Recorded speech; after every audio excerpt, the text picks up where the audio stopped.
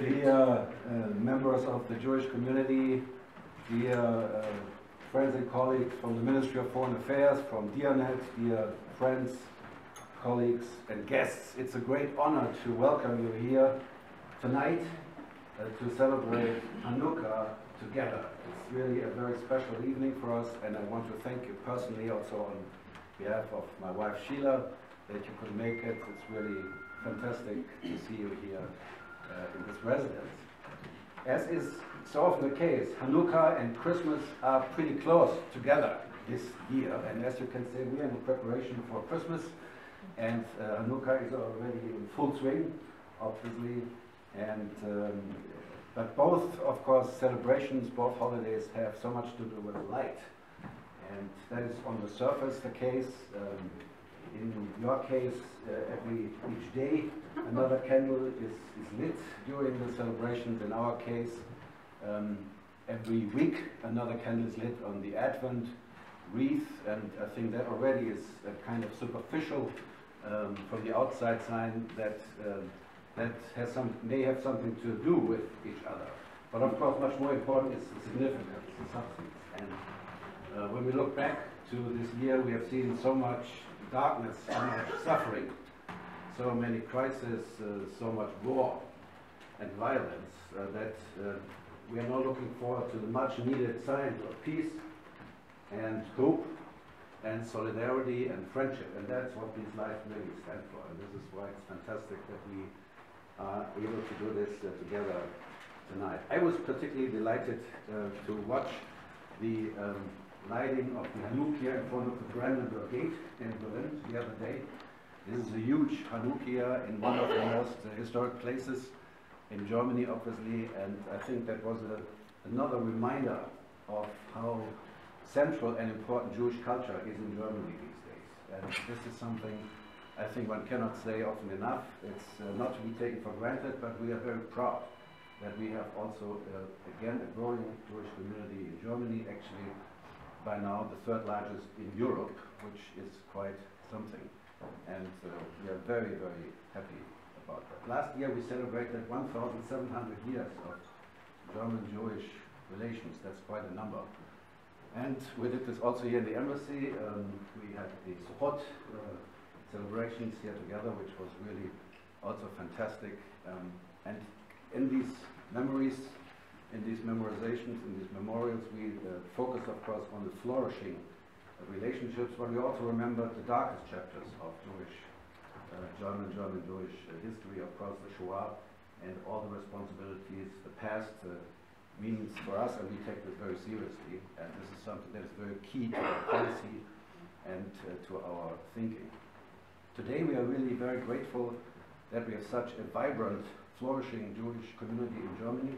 Many young people from Israel and all over the world, Jewish people from all over the world come to Germany, and we are proud of that. We want that to go on and to further increase, but it's a fantastic development. And as German ambassador here in Turkey, I do not just want to live this friendship in abstract, but I'm very happy and proud that we can do this also in concrete and tangible terms, and today's celebration that we do together is another wonderful example of that. And thank you very much for organizing this. Thank you very much for joining us. And a big thank you to all the staff, also in your embassy, all your colleagues who made this evening possible. I wish you a very pleasant evening. Please enjoy the evening, and happy Hanukkah. And I can only say Hanukkah Sameach.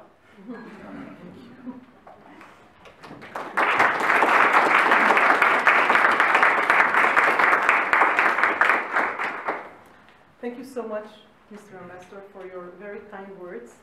I'm not going to be long, because one of the main goals that I have received for myself is to tell you a little bit about what Hanukkah is.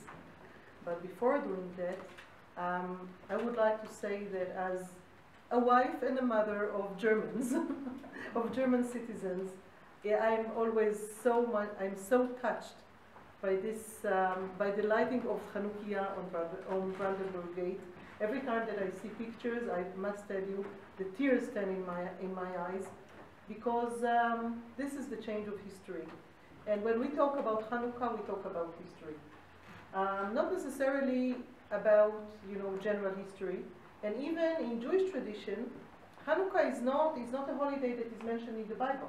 When we read the Old Testament, there is nothing about Hanukkah, mainly because the events that Hanukkah reminds happened in the 2nd century BC, about the year 160, 167 BC. During this time, the land of Israel was part of the great Hellenistic influence region, and a branch of this, or I would say a governor. The governor of Jerusalem was actually sitting in Syria of today, and as mentioned before, troubles in Syria didn't start in 2012. And the governor was, according to his responsibility, was to make sure that everybody in the lands under his authority are praying and practicing Hellenistic practices, which was of course very strange and very different from the Jewish tradition. And one of the things that was done at the time was of course taking what was the Holy Temple, the Jewish Holy Temple, on the Temple Mount, and it was desacrilleged, and therefore could not be in use. A group of Jewish, some would say national, some would say nationalist group, decided actually to revolt against these instructions. And as you know, at this period, in the Hellenistic period, these kind of rebellions happened every once in a while in different provinces. And in this particular, it was a revolt against some kind of religious practice. It just so happened that it succeeded. It was not a very organized army. It was more or less kind of guerrilla warfare that took quite some time. But at the end of the day, they managed. They managed to change the rules, not to chase away, but to lesser the influence and the requests of the governor, the Hellenistic governor, and they had to purify the temple. In order to purify the temple, they needed olive oil. In order to light the menorah.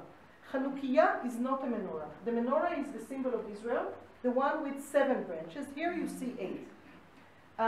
And they used to lit all 7 of them every week, the days of the week. And it just so happened that they didn't have pure oil because nobody was practicing. And they needed a few days for producing the pure oil, which they didn't have. What did they do? They started producing, but they were looking around to find something small in order, just for 1 week until they can produce. They found a very, very tiny jar of oil, but it was supposed to last for the needs of just 1 day. But they needed for a whole week. And here comes the miracle, the miraculous part of the story. This little jar was refilling itself each and every day, and it was good enough for 8 days. And this is how the temple was purified, and practice was renewed, and light, the light of the menorah beat the darkness, and so on. Today, as Ambassador Wells said, each and every day we light another candle in the menorah, in the Hanukkiah. But according to very ancient traditions, they started with all 8 together, and they lowered. I mean, they went each and every day 1 candle less and 1 candle less. And there was a very big argument. Should we go this way or the other way? And why did this particular way, at the end of the day, won? Because we want to increase the light in our world and not to lesser the light in our world. And we always say in Hanukkah, each and every one of us is a small light, but all together we are a very big light. And I saw a tiny film of the representation of the EU to Israel, which is just lovely. They say each and every one of us is just a small light, and they put 1 star, but all together we are a big light. And it's really nice. It's a beautiful little film that they prepared for Hanukkah.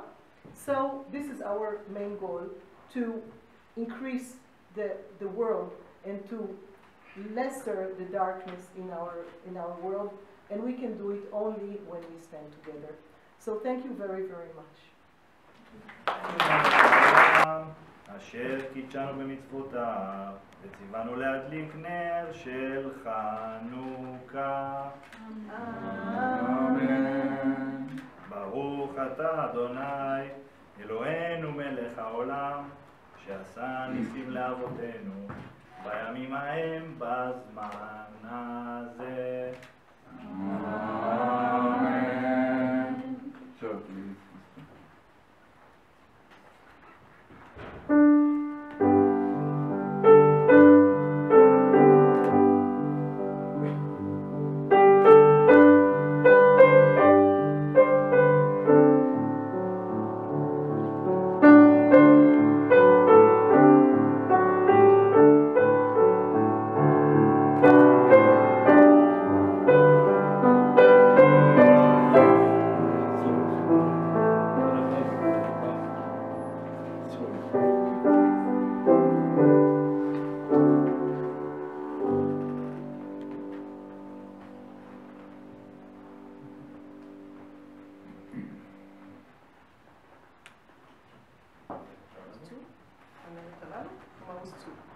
Mouse 2.